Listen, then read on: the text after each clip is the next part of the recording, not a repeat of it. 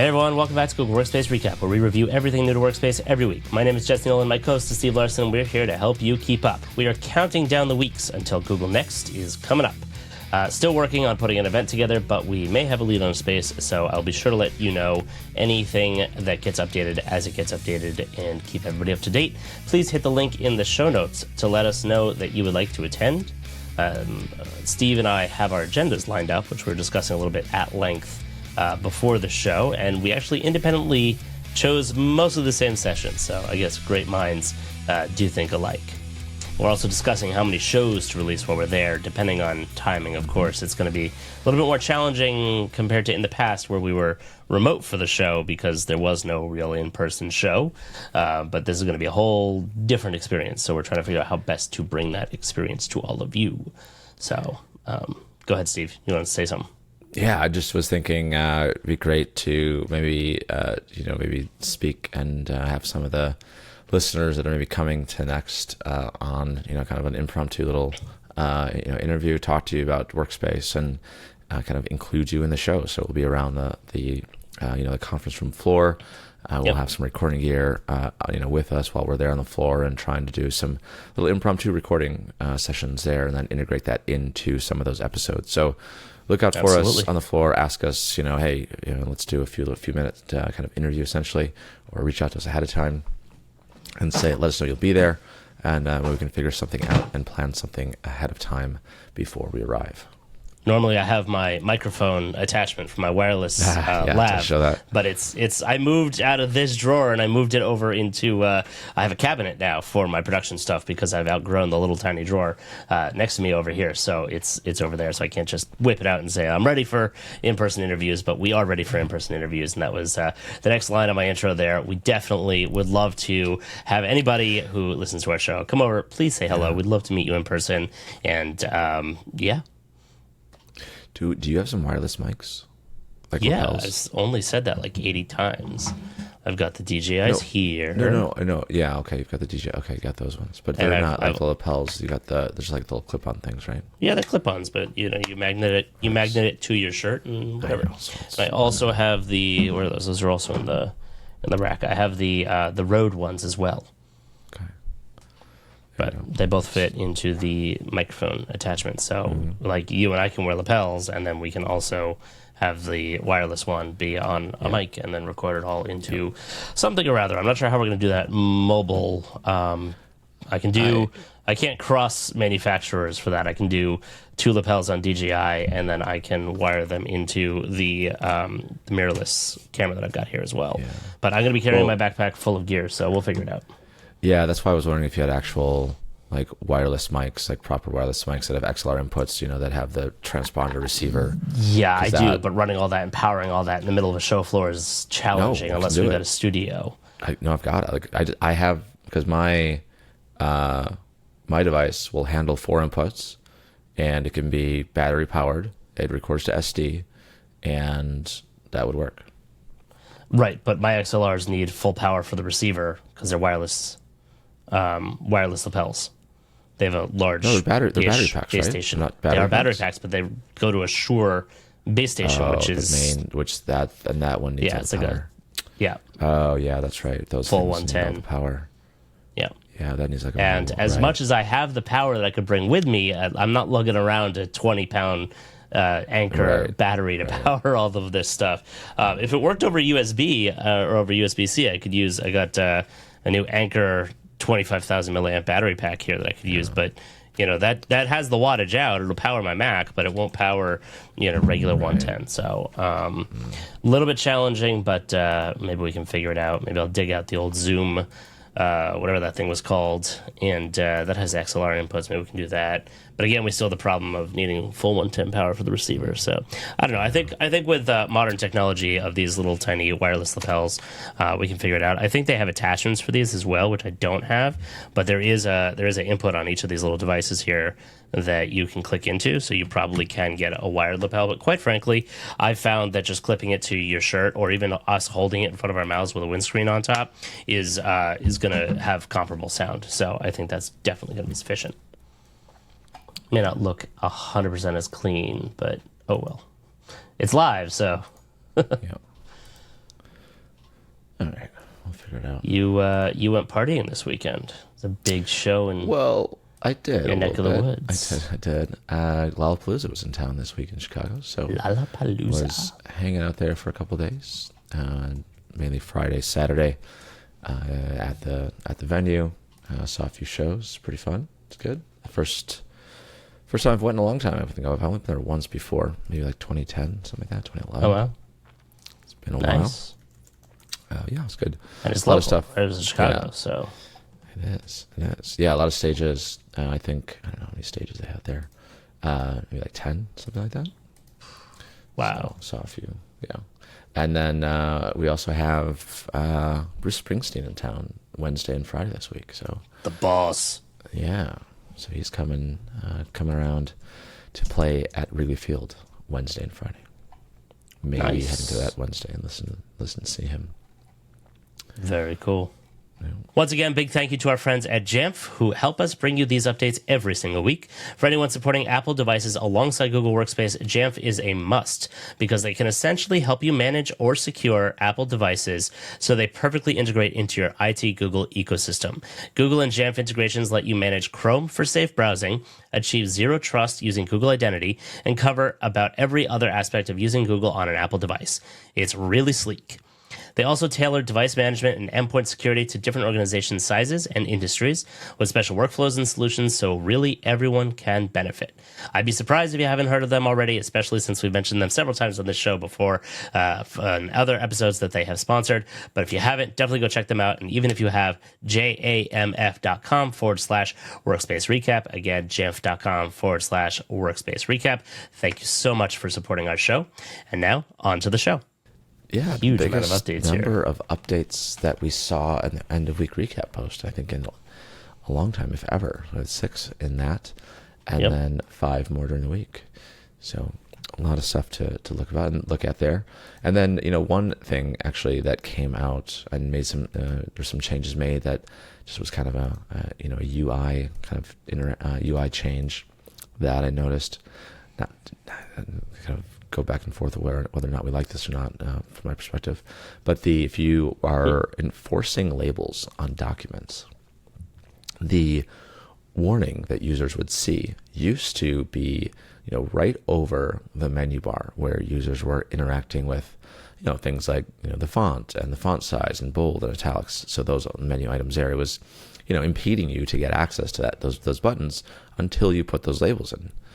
And, for me, I mean, there's kind of, a little bit, burdensome there, but that was the whole point. You're supposed to have these, and you need to apply them. So once you do, that warning goes away and you can interact with that menu bar.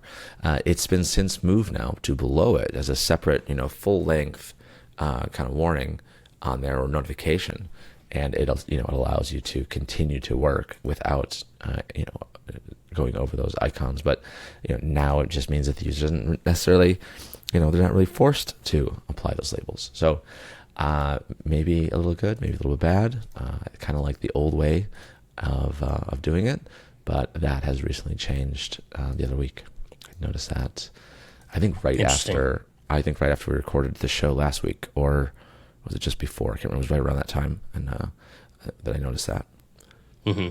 Yeah, it's interesting, and it's it brings into focus again the tricky, I guess, path of walking the line in between security and usability. Right? It's like you don't want to piss people off or annoy people too much because then they'll just hate it and try and find workarounds, or just hate doing it. But at least it'll get done.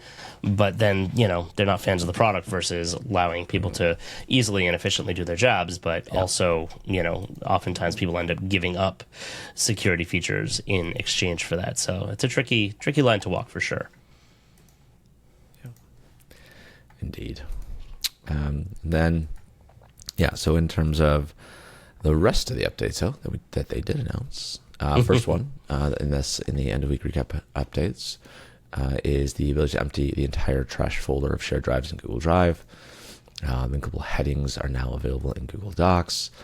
People Chips in Google Sheets is available now on mobile devices.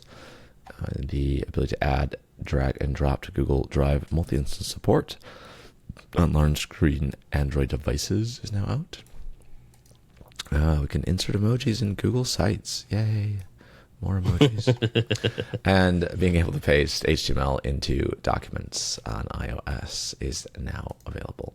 And then in terms of our main releases that we saw during the week, first one is that you can bring collaborators in Canvas to Google Assignments.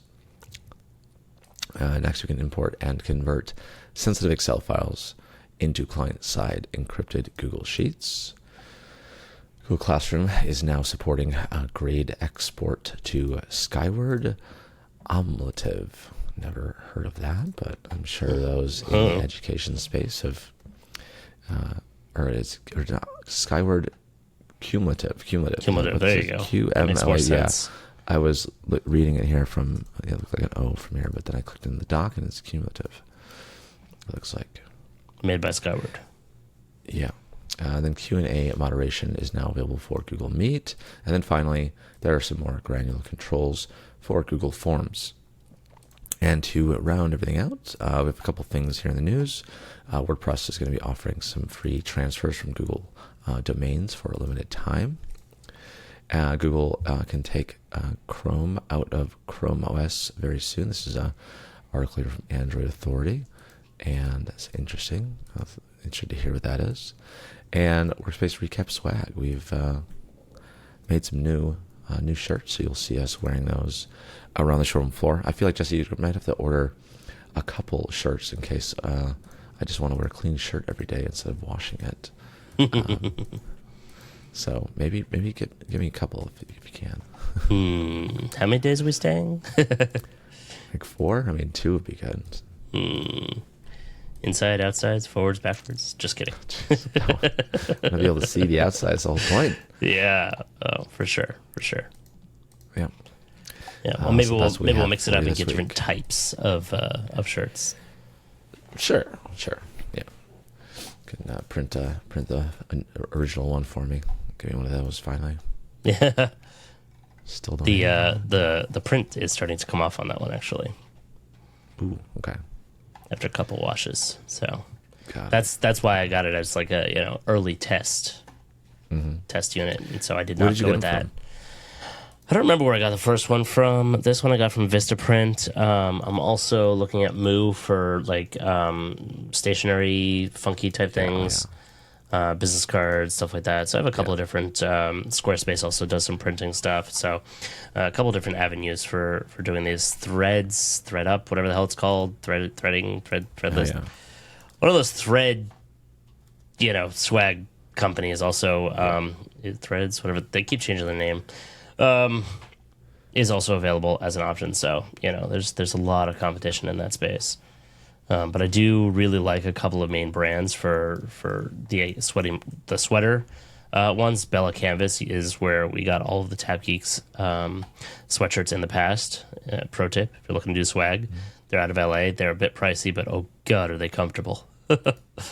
So if we do sweaters again, which is a little warm these days, but for people who don't live in the warm areas, maybe we'll do sweaters again at some point. Definitely get those from Bella Canvas. Shout out to those guys. Cool. Alrighty. Let's dive into the updates. Sure. Let's do this.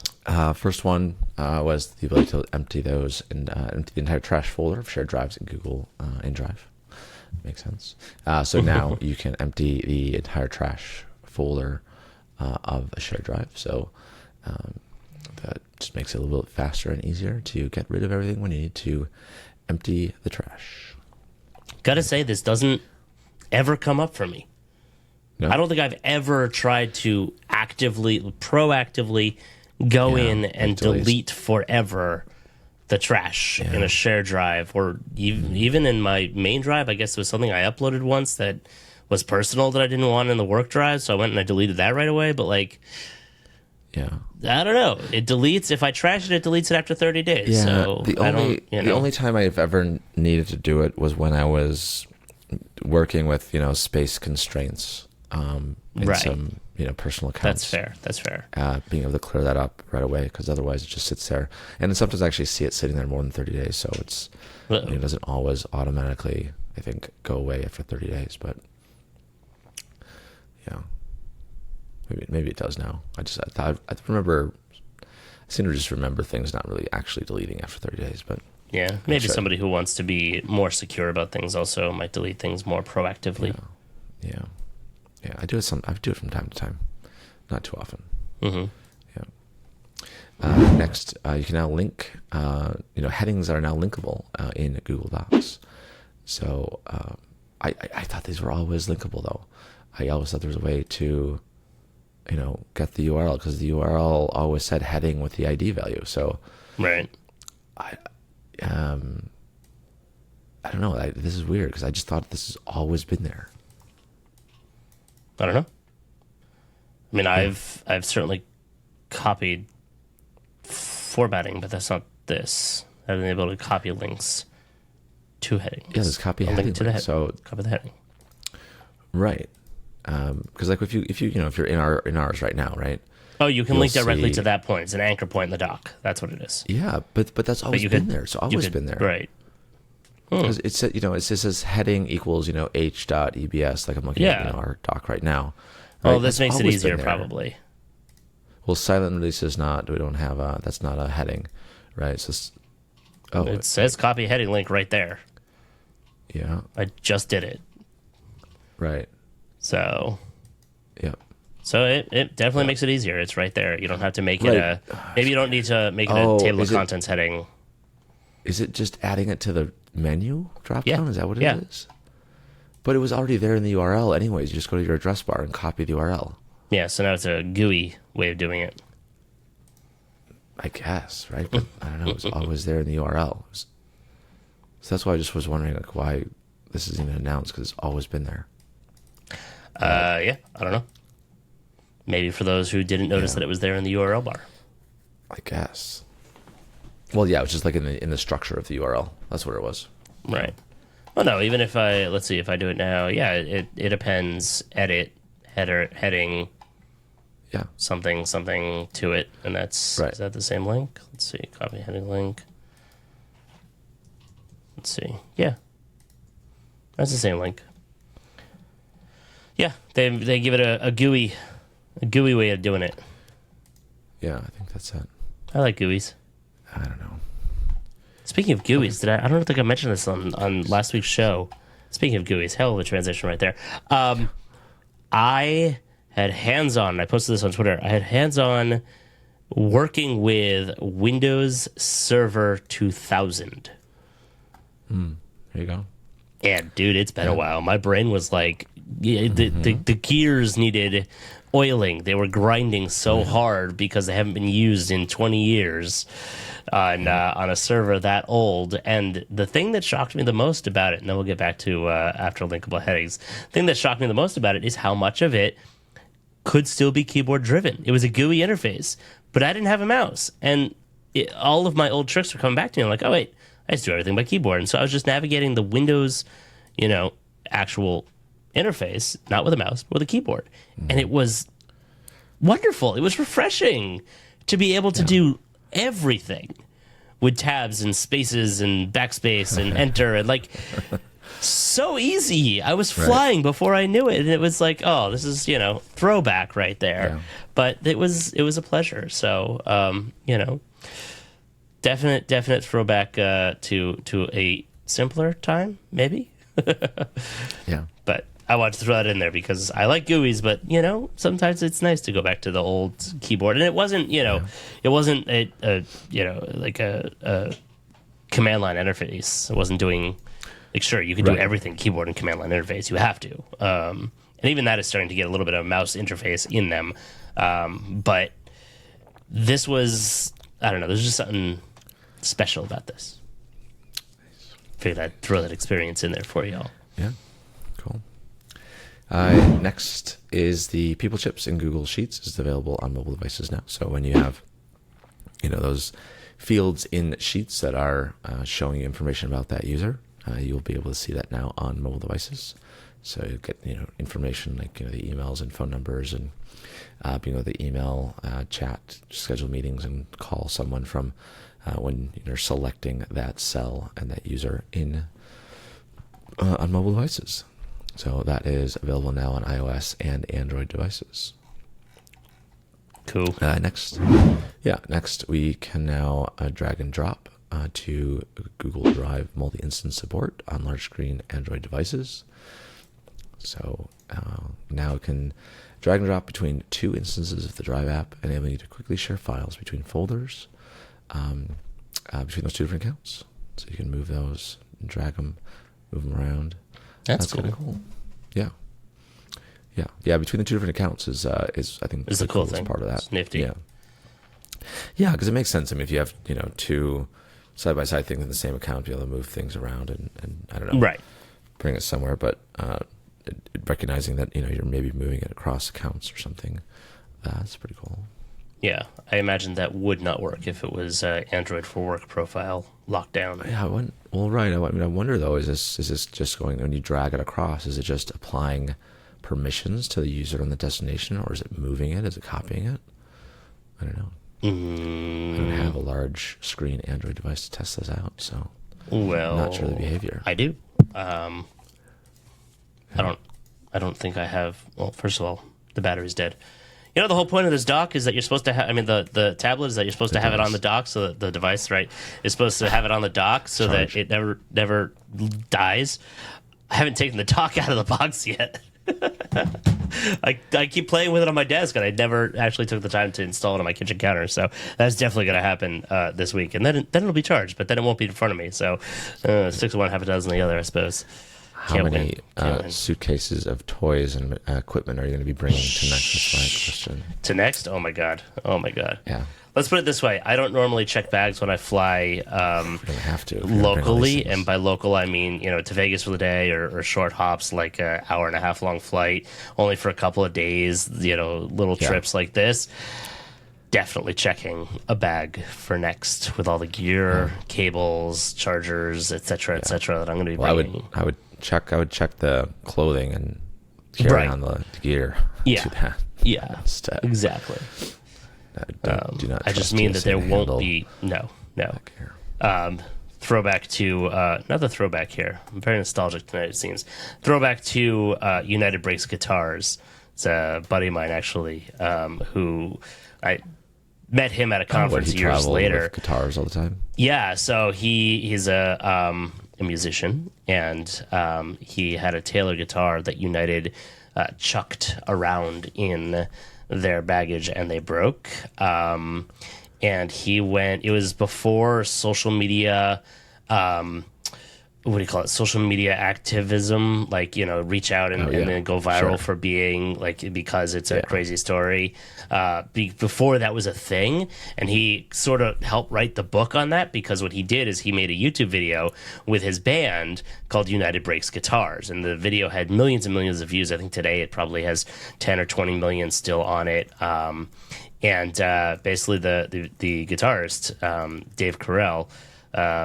He just ended up with a new career out of this, because he went around the world speaking on this topic and how he went viral, and then basically United's views. Wow. United's stock dipped significantly, and it amassed 150,000 views within one day, and then United contacted him saying that they hoped to right the wrong. 500,000 views by a few days later. 3 days later, 5 million by a month later, and 10 million by a few months later, and then by later that year, 15 million. So it just exploded, and everybody was talking about it and whatnot. And the owner of Taylor Guitars, the company that made the guitar that was broken, offered Carol, the musician, 2 guitars and whatnot for his next video, because it was just going to be, a great marketing ploy at that point and whatnot. So, the reason I bring this up is because ever since then, it's like, I'm for real sensitive stuff, I'm not trusting baggage carriers ever at all. I'll be bringing the cameras with me. I'll be bringing the sound deck with me. And I always travel with all my electronics in my carry-on anyway. So, definitely putting the clothes underneath. That's for sure. He wrote a book about it, too. Oh, did he? That's funny. Yep. The power of one voice in the age of social media. Yeah, well, he was one of the first voices. Like, there was nobody else had done it yet. So if you're interested in his story, look that up. And the song is pretty catchy too. So, what'd you say? Is 22 million views on it now? 22 million views. Yeah, so I saw him speak in Israel at a conference I was at, and then I was like, hey, so if we hook up a bar for you to jam at, would you do an impromptu show? And he's like, you know what? Sure, what the hell? Let's go party. And so I did. I called up around a couple of bars, and one of the English-speaking bars had an open stage, and they open, like, they don't normally do open mic that night, but they're like, yeah, sure, why not? And so a whole mess load of us from the conference went down, and we had a great time. So it's random, funny, fun, impromptu things that you can do randomly. But yeah, ever since I heard that talk, I was like, nope, taking the good stuff with me. Yeah. All right, next update. One of my lovely features around business productivity here is emoji insertion in Google Sites. So yay! yes, very excited. It's my turn to use the applause button. Whew, that is a long applause. That is. That just kept going and going. Yep. I'm gonna have to maybe shorten it a bit. Usually I would put it in post, but now I got a button, so it's all right. I mean, that was the right amount of excitement, I think, for this update. Yeah. So I can Steve's favorite. Insert this into your sites and make some more lovely sites with emojis here. I love emojis. Yeah, they're great. You can now, and then finally here, you can paste HTML into documents. That's it. Whoosh, moving on past, getting past it. No more talk about emojis. There's just nothing else to say. I don't know. This update here is available on iOS devices, and it's already out now. So, yep, ability to paste copied HTML elements into a doc on Android was out last month. Now it is out on iOS. How nice of them. Android got something first for a change. Yeah, I know. That's right. All right. Over into Google Assignments here. So you can start to bring collaborations in Canvas to Google Assignments. So this is some of the kind of more education focused functionality here. So this is the feature to a new feature to exclusively for Canvas here that allows users to create Drive item and collaborate on it with other users in the course. Teachers and students can start to work together on a different variety of Drive documents now, and be able to interact with this. So a little feature of the guys. I'm just looking at here at Canvas. Use assignments with Canvas because isn't Canvas what they refer to for a lot of the other functionality with Drive and Docs and everything? Smart Canvas, right? Well, that's Smart Canvas. This is something different. I know, right? Yeah, but just it sounds a little confusing, isn't it? Yeah, a little bit. Also, I think there's several other education-focused services called Canvas or some variation of Canvas. Yeah. Right. Yeah. So that's what it is here, though. Some details on how to use this end users in terms of, signing up for it, where you need to go to start to leverage some of this new features. So for those that are in the education side of things, you'll be able to leverage this new feature. It'll be available on Education Fundamentals, Standard, Plus, and the Teaching and Learning Upgrade tier. So looks like everyone, pretty much everyone there, will have access to that. And next, the ability to import and convert sensitive Excel files into client-side encrypted Google Sheets. So this is launching in an open beta, where you can import and convert these into, you can import and convert sensitive Excel files into Google Sheets with client-side encryption. The encrypted Excel file won't be changed, even as you change the encrypted Sheets file. So you'll only be able to import the encrypted XLSX Excel file types, which I think it's pretty common to only be working with those these days. There is some additional Excel and tabular file types are not supported here. During the import, unsupported Excel features in Sheets will be ignored. There's a max file size of 20 megabytes, and the maximum number of cells that can be imported is 5 million. So that's kind of aligns with Google Sheet limitations generally there on that last one. And then a rollout schedule for this. This is starting on the 1st of August, on a gradual rollout up to 15 days for visibility for both rapid release and scheduled release domains, and available to Enterprise Plus customers, Education Standard, and Education Plus customers. Another classroom update, one for the education users here. So classroom teachers are now able to export their grades into Skyward Cumulative, a third-party student information system. Got to write that down. And yeah, yeah. So yeah, there's just a whole bunch of details here about that. Being able to configure different export settings and apply to the classroom teachers. Those that are using it, this kind of gives teachers the ability to manually link new or existing Google Classroom classes to their SIS and send those assignments and grades from Google Classroom to the SIS. And rollout for this one also started on the 1st of August. Also gradual rollout, 15 days for visibility on both of the rapid release and scheduled release domains. Education Fundamentals, Education Standard, Education Plus, and Teaching Learning Upgrade users will all get those. Next, the ability to moderate Q&A is available for Google Meet. So hosts that are wanting to moderate some of the questions and the and answers functionality here, you can now start to do that to review and approve questions before they're shared with meeting attendees.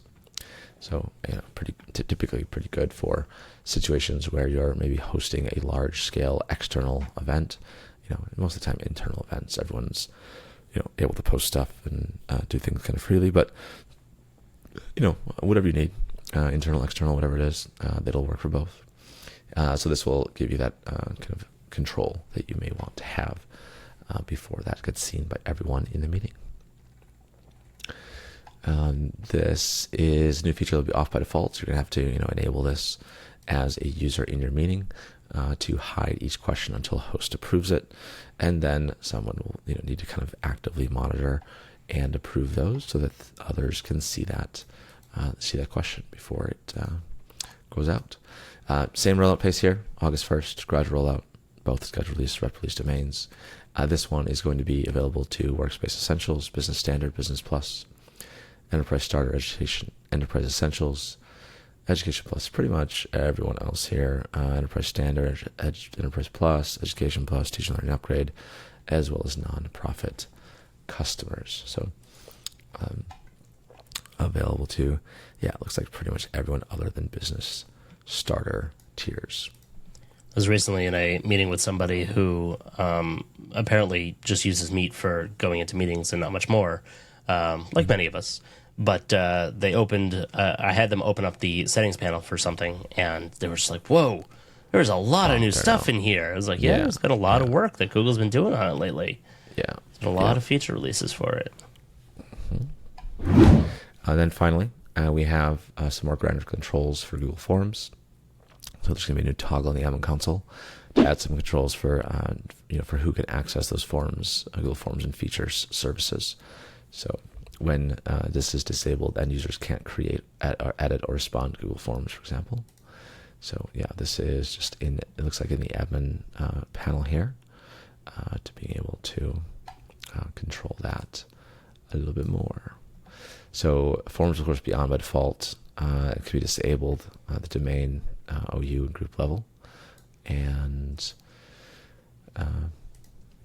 just a interesting kind of feature. I guess someone really didn't want people to be able to create forms, I guess. Yeah, So, more power to them. Mm-hmm. Be able to turn anything on or off. Yep. Rollout for this one, same as before. Gradual rollout, August 1st, 15 days, scheduled release and rapid release domains, and available to all Workspace customers. So that rounds up the updates for this week. Over to you, Jesse, with some of the things in the news. Alrighty, so WordPress wants some of the Google Domains pie. They are offering for the first 1 million domains that get transferred over. They will pay the transfer fee. So that's 1 year of registration for free for each of your domains that you migrate over to WordPress.com as the host.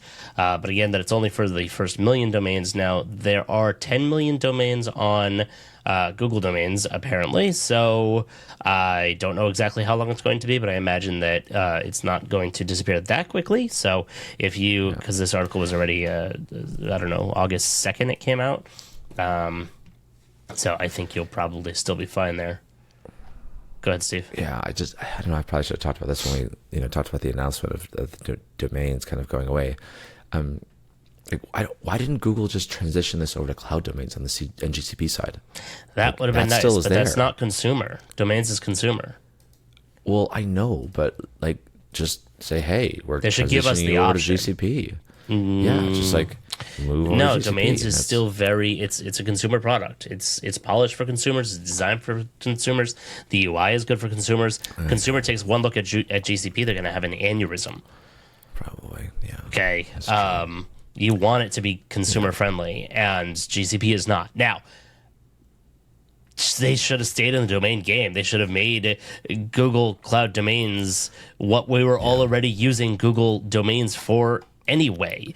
A really simple, straightforward, secure, fast, easy way to buy a whole bunch of domains and host a whole mess load of domains and point them to wherever we want to point them, whether it's Squarespace or WordPress or anywhere else on the internet.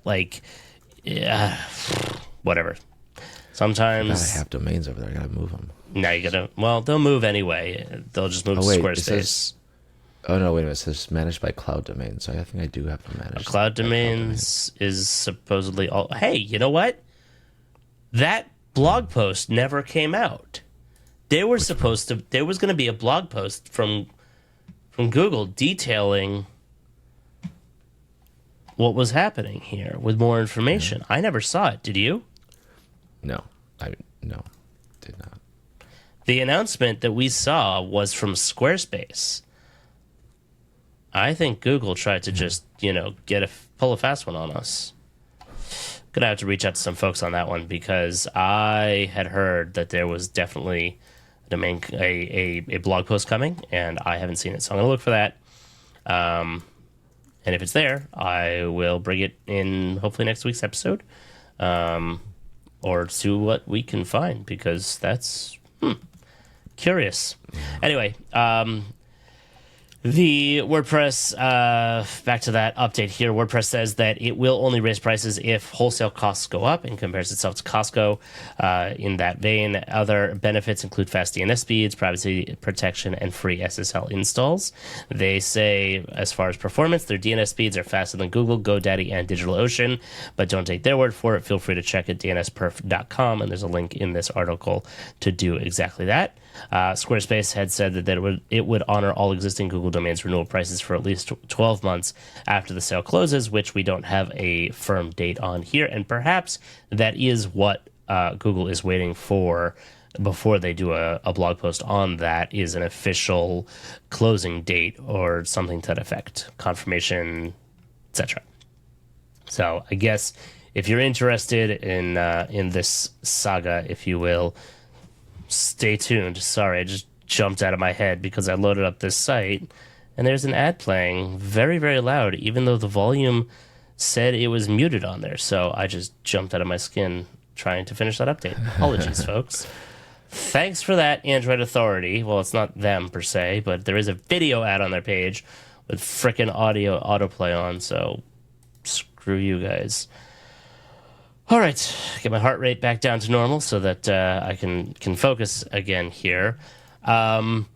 This has been talked about on this show and others in the past, but Google has been making progress in working towards taking Chrome, as in the browser, out of Chrome OS. And that is specifically in terms of updates, meaning you'll be able to update Chrome OS, the browser, theoretically, as far as security updates go, longer than you'll be able to get full updates of Chrome OS, the operating system. And the goal there is, maybe this wasn't the original goal, but I've certainly heard it talked about nowadays. Wow, that ad just started again. Screw you. Okay, I need to mute the tab. this tab. Yeah. At least I didn't jump as much this time because I recognized the sound that it was making. But it's like a like when you go to the movie theaters and they're trying to show off how good their speakers are in there, and it's doing that at full volume on this ad. That's really annoying, and it's just looping the ad. So yeah, I just muted that entire page. Sorry about that, folks. If you go to this link, mute the page right away because there's going to be an ad on it, or maybe I'll find a different article. I think 9 to 5 covered this as well, so I'll pull that article instead of this one. But essentially, there's a lot of people who are stupidly complaining. I mean, they're not stupid. The complaints are dumb. We've talked about this before as well. During COVID, schools and lots of people bought really cheap shit garbage Chromebooks, and now they're complaining that the Chromebooks are basically scrap because they're terrible to begin with, and you bought really old, underpowered garbage Chromebooks at the time, and now, yes, of course they're not getting updates because they were 6 years old to begin with when they were bought. Now, granted, that was all there was on the market, etc. I get it, but the same is true for Windows computers, and don't even get me started on Mac computers. Like, yeah, Macs will run forever, Windows will run forever, but they're not getting security updates, people.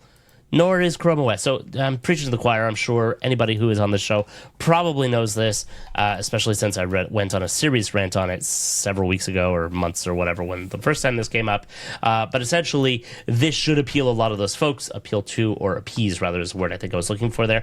A lot of those folks who are saying, now it's not going to get any updates, and basically it'll enable them to get at least security updates as opposed to entire operating system updates. So good move for Google in the right direction. I think also that it's a good move because then they'll be able to put out security updates that won't necessarily update the entire OS, and also theoretically, I guess, could allow other browsers on Chrome OS. I don't know. I guess we'll have to see where that goes. Ooh, interesting. Right. Something. Well, can you run it through the App Store? We can still do that. I mean, the App Store, Android App Store. If you're enabling that, you can do any browser that are there in the store. Right. So probably. The question is of the user experience. Of course, a lot of those apps that you just get out of the App Store from Android on Chrome run like crap. So unfortunately, I wish Google would put more pressure on those people to update them the way that they're putting pressure on people to update their apps for big screen devices. But I guess. Beggars can't be choosers in that regard. So hopefully that's going to be coming out soon. It appears that they are making good progress towards it, and I believe it is already in the you can manually enable it in Chrome OS 1.16. Apparently there's a flag for it now coming. So coming already here. I'm not sure which version is currently out. So if that is something that you're interested in, definitely go and take a look about that. Then the last topic that I had here was not so much a topic, but more a teaser, if you will. I'm going to throw up on the screen on the YouTube side the image of the shirt that we have, which is really just the logo with our faces on it. I'm sure you've seen it. If you are a podcast listener, then you've definitely seen it because it's our site logo over on the podcast side. But it's just Steve and I on the shirt. It says Google Workspace Recap with the server background on there. So that is what we will be likely wearing at Google Next. So keep a sharp eye out for that. I wanted to put on the back, ask me about Google Workspace, but on the site that I was doing it on, I couldn't find a way to get that print high up because I wanted it on the back on the shoulders there, like across your shoulder line, and instead it had it much further down, and I was just like, it's going to be dumb if it's down there. So I couldn't find a way to really make it work in the way that I liked it. So maybe the next generation of shirts will do that for it. So anyway, that's all of the things that we have here for this week, and hopefully we'll put together some more information on which individual sessions you should attend at Next. I'm thinking about how the best way to do for that, and we'll finalize all the things that we're going to do for the show or shows coming from Next. Again, if you're going to be there, we look forward to seeing you. Counting down. Next week's show should be interesting. I'm going to be recording from up in the mountains, so definitely stay tuned for that.